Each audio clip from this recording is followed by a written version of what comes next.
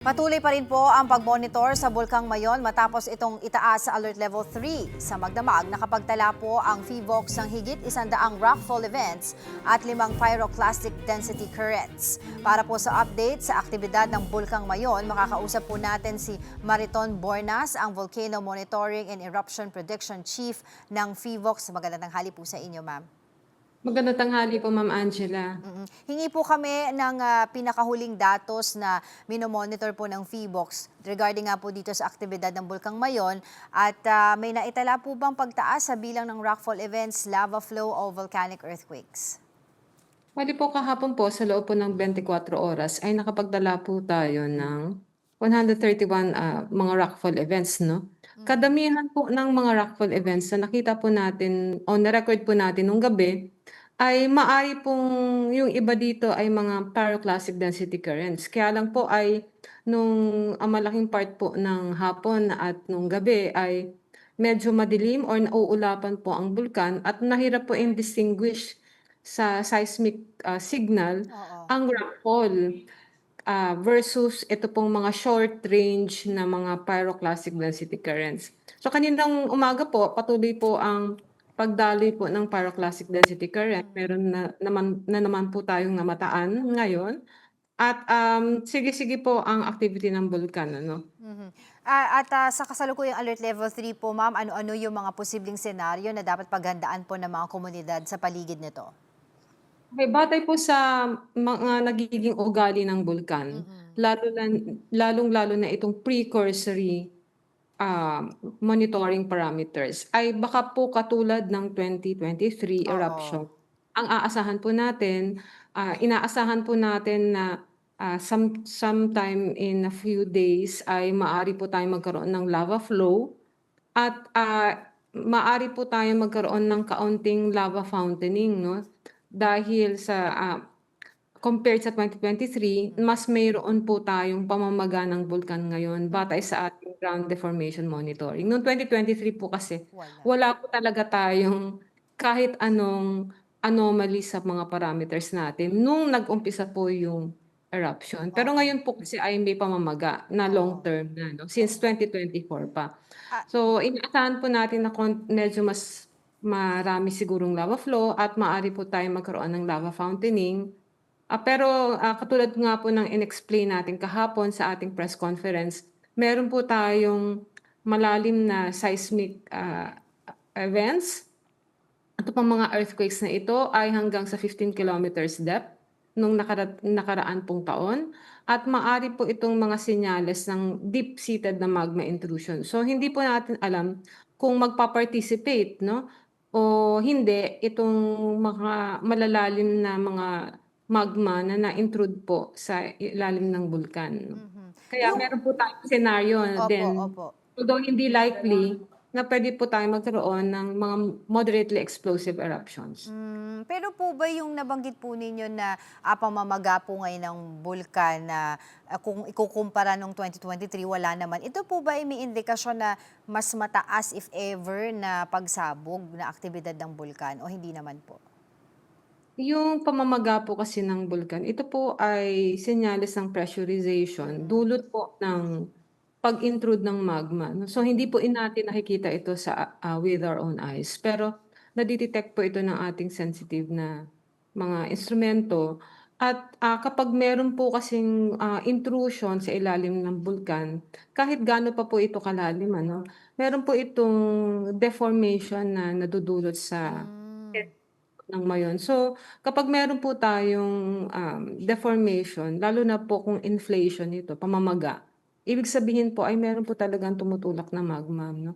So, mas ibig sabihin po nito, kung kukumpara po natin sa 2023, yung 2023 po, kasi ang interpretation po natin diyan, kaya po wala pong precursory ground deformation, ang meron na po kasing nakaabang. Nagma-mature lang po yung nga yung lava bago po ito lumabas kaya po hindi na po ito nag-cause ng significant ground deformation. Pero Pero ngayon po, ngayon, oo. meron po tayo, no, what does this mean? So yung bagong magma po na dudulot po ng pamamaga, ito po ay malalim at meron po itong bitbit na maraming volcanic gas. So, Mm. kung ito po ay magpa-participate sa, eruption, baka po, magkaroon po tayo ng mas mahabang, Hmm. eruption o mas maraming lava flow o meron po tayong mga mildly explosive, events kasama po ng activity ng bulkan. Mhm. Pero in general, dahil wala po tayong ibang anomalies like wala po tayong pagdami ng volcanic earthquakes na nag-i-indicate po na nagbabasag po ng panibagong pathway, ng Mhm. mas malaking pathway yung magma sa Mhm. ilalim ng bulkan. Wala rin Oo. po tayong pagtaas ng sulfur dioxide na Okay. significant. So, hindi pa po natin, binibigyan ng weight yung scenario na Oo. mildly explosive Oo. eruption. And ano po yung pagbabatayan natin, sa pagmo-monitor po ninyo dito sa Mayon Volcano na itataas po natin yung alert level from 3 to 4 to 5? Opo, inaasahan po natin na kung meron po tayong magiging paglala ng pagputok ng bulkan, ng eruption, ay magkakaroon po tayo unang-una ng pagdami ng volcanic earthquakes. Dahil, Mhm. pipilit pong sumuot ang magma na malaking Mhm. volume. Kailangan po kasi medyo malaki ang volume ng magma para po ito Mhm. maging explosive. Mm. Magbabasag po ito ng bato at, magbibigay po ito ng mga senyales in terms of volcanic earthquake. So, Mhm. darami po 'yan ano. Pangalawa po, ang makikita po natin na dapat sumipa ang ating mga ground deformation, data 'no. Ibig sabihin, kung namamaga po ang bulkan, meron pong biglang mataas na pamamaga na Mhm. makikita po natin dahil mare-record po ng ating mga stasyon ang pag-akyat po ng magma. At pangatlo po, of course, dahil meron po tayong panibagong magma na mayaman po sa volcanic gas ay, makakawala po, magpapakawala po ito ng maraming sulfur dioxide at mare-record din po natin 'yun. So ito po yung mga parameters na tinitignan natin. Oo, if ever. And dun po sa nabanggit niyo po kanina na if ever, yung indikasyon nga po ng pamamaga ng bulkan na ito, baka mas mahaba at mas malawak yung lava flow, no? Or mas marami yung lava flow. Ibig sabihin po ba nito, mas malawak din po yung masasakop na lugar na maapektuhan? Ito po yung advantage kapag effusive o lava flow eruption ang nangyayari sa Mayon Volcano. Meron lang pong isang area kung saan naka-focus po Hmm. yung lava flow 'no, katulad po nung 2023 dito lang po sa southern sector ng bulkan. Mhm. So that's Daponga and Miisigalis, dito lang po bumabaybay ang mga lava flows at yung mga associated na volcanic hazards katulad po ng mga rockfall at pyroclastic density currents ay papunta lamang po sa mga direksyon na ito dahil ang mga volcanic hazards na ito ay pinapanganak po nung collapse nung lava flow 'no. Mhm. Of course, kapag meron po tayong lava fountaining events and mildly explosive eruptions, ito po yung mga puwedeng pumunta kahit sa ibang bahagi ng bulkan dahil iniitsa po kasi yung volcanic ejecta. So, puwede po itong mag-collapse sa ibang bahagi po ng bulkan. Although yung pinakamarami po na puwedeng puntahan ay kung saan po ulit pumupunta yung lava flow dahil ito po yung pinakamababang, daluyan from the crater of Mayon Volcano. Mm. At sa ngayon po, base po ulit sa inyong pagmo-monitor, ano pong direksyon ng hangin para po malaman po natin yung mga most affected areas nitong mga ashfall and volcanic smog na nilalabas po ngayon ng Mayon? So, kahapon po ay papunta po ng west and southwest ang ihip ng Mm. hangin. Pero sa ngayon po, nagkaroon po tayo ng, PDC kanina ay papunta pong northeast 'no, medyo, variable po ang hangin. Papunta po ng northeast ang drift po ng ash dahil sa kung natatandaan po natin dito po sa Mayon Volcano meron pong very strongly circular winds dito po sa taas ng bulkan. Na paminsan-minsan po ay nakikitaan po natin siya ng lenticular clouds, hindi nga ba po? Mm. So, medyo yung general wind patterns po doon mismo sa taas ng bulkan puwede pong magpaiba-iba, pero 'pag meron po tayong significant na plume ay, ito po ay mapapadpad papunta po ng generally west dahil po sa ngayon po ay panahon po ng amihan. Mm. Ma'am, historically, take us back po no, doon po sa mga naging aktibidad ng Mayon Volcano. Is it normal for the Mayon po ngayon na ganyan po yung kanyang ginagawang aktibidad o may mga unusual din po tayo na mga patterns sa nakikita ngayon? Ang isa pong nakikita, normal naman po sa Oo. ngayon ang ganitong klaseng, behavior na, na-establish na po natin sa 2023 eruption na puwede po itong pumuputok ng very minimal po ang signals na magkakaroon 'no. Noong 2023 po talaga totally wala, except for yung Oo. visual observation po natin ng crater Oo. 'no, which actually also helped Oo. this past year. Ang isa lamang po nating napapansin sa ngayon, mula po noong 2026, Hmm. sorry 2020. 2006, Oo. 2006 po na Oo. eruption ay medyo mas maikli na po ang repose period nito 'no, pumuputok na po siya every 3 years 'no. So no 2006 po, ito po ay nasundan ng 2009 eruption. Hmm. And then, nagkaroon po tayo ng, activity ng 2013, 2014, and then 2018, and then nagkaroon po tayo 2023. opo, after 5 years ng 2023, and then ngayon after 3 years, mayroon na 2026 naman na. po 'no. Oo, So oo. very active po ang ngayon, unlike po nung sa historical record nito na every 10 years po ang pagputok niya, 9 to 10 years Oo. po, almost regularly Oo. 9 to 10 years po siya Oo. pumuputok. And So mm. mas mababa po ang impact ng mga eruptions unlike before na Oo. since matagal po nag-iipon po ng magma, Naiipon siya, eh, oo.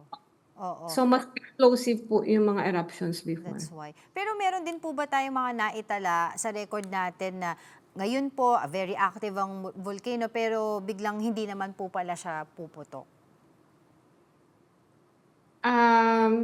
Hindi po actually 'no, ang Mayon po ay, sa totoo lang po Lagi napakahirap. tala mm. Opo, kung titignan po natin ang monitoring parameters ng bulkan, ay napakahirap po spellengin Oo, ika nga oo. ng kanyang ugali 'no, means katulad po nung 2023 kahit po wala pong abnormal parameters, Biglang sumab opo, nagkaroon po tayo ng eruption. Pero mm. yun nga po, ang ine-expect po natin kapag meron po talagang highly hazardous na explosive eruption, magpapakita naman 'to ng maraming senyales. Okay. Paano lang po tayo nakikipag-coordinate sa LGU to make sure na updated po sila dito sa mga pagmo-monitor po ninyo dito sa Bulkang Mayon? And of course, yung paalala po ninyo sa mga residente, maging sa mga turistang gusto pong lumapit o kumuha ng larawan ng Mayon habang ito po ay aktibo. Okey, sa ating pong mga LGU na wala naman pong patid ang ating pong pakikipag-ugnayan sa kanila through all means na meron po tayong mga face-to-face and Zoom meetings, even before po tayo magtaas ng alert level, meron din po tayong mga chats and mga, even social media conversations with them 'no. So, sige-sige po ang ating, ugnayan sa ating pong mga LGUs at sa ngayon po magpapadala nga po tayo ng team, as we speak dito po sa Mayon Volcano Observatory para po hindi lamang po ma-augment ang ating monitoring dun, pati na rin po ang ating pakikipag-ugnayan sa, ating mga local stakeholders, with, the appointment of an official spokesperson for Mayon Volcano 'no, si Dr. Paul Alanis 'no. And then, sa ating pong mga kababayan, eto na naman po tayo, we know the drill, ang ating pong bulkan ay nakaalerto dahil po ito po ay tahimik na pumuputok sa ngayon. Mangyari lamang po na iwasan po natin ang 6 kilometer radius permanent danger zone. Oo. Dahil sa anumang oras maaari po tayong magkaroon ng mapanganib na volcanic hazards katulad po ng pyroclastic density currents or ang mga uson, ang mga ballistic projectiles na maaari pong umitya sa bulkan kung magkakaroon po tayo ng, pagputok at, ashfall, na maaari pong, makapeste po sa atin ano. Mangyari lamang po na makinig po sa ating mga local government, officials at 'wag po tayong magpakalat o magpasa ng mga fake news o mga, opo, yung mga social media content nakaka-panic po na mangyari lamang po na sumangguni sa ating mga official issuances, sa pamamagitan po ng ating website at sa mga social media pages po, Oh, folks. ma'am At sa ating po mga turista, mm. you can safely observe ang activity po ng bulkan, 'wag lamang po tayong lumapit sa 6 kilometer radius permanent danger zone. Ito po yung ating worry ngayon dahil meron pong daan diyan sa 6 kilometer radius mismo na naa-access po ng ibang mga tao 'no. So, kailangan po talagang bantayan ang mga entry points dito Yes. po sa road na ito para po, ang ating pong mga kababayan ay, hindi naman po malagay sa panganib. And pahuli na lamang po pala ma'am, tanong ko lang kamusta po ang air quality ngayon dahil nga po sunod-sunod na po yung aktibidad ng Mayon Volcano? Sa ngayon po wala pa po tayong natatanggap ng mga reports ng Mm. ashfall 'no, dahil medyo sa mataas na bahagi po ng bulkan bumabagsak ang ash at ang maganda po sa Mayon Volcano dahil mataas po ito, ang sulfur dioxide po ay hindi naman po nakakaapekto sa mga, ating Residente. mga kababayan. Opo, Oo, oo. medyo napapadpad po ito sa mataas na bahagi ng himpapawid. Okay. Hindi po katulad sa Taal 'no, na medyo mababa Yes, po. oo. Apektado po talaga lahat at naka-enclose pa po ito sa Taal Caldera, sa Taal Lake kaya medyo mataas po ang impact ng volcanic gas. Sa Mayon po hindi naman po ito kadalasang nagiging suliranin eksepto kapag meron po tayong major eruption na at, nauulan po ang volcanic gas bilang acid rain at Oo. naapektuhan po ang kanilang mga pananim. Alright, maraming salamat po muli sa inyong oras, Mariton Bornas, ang Volcano Monitoring and Eruption Prediction Chief ng PHIVOLCS.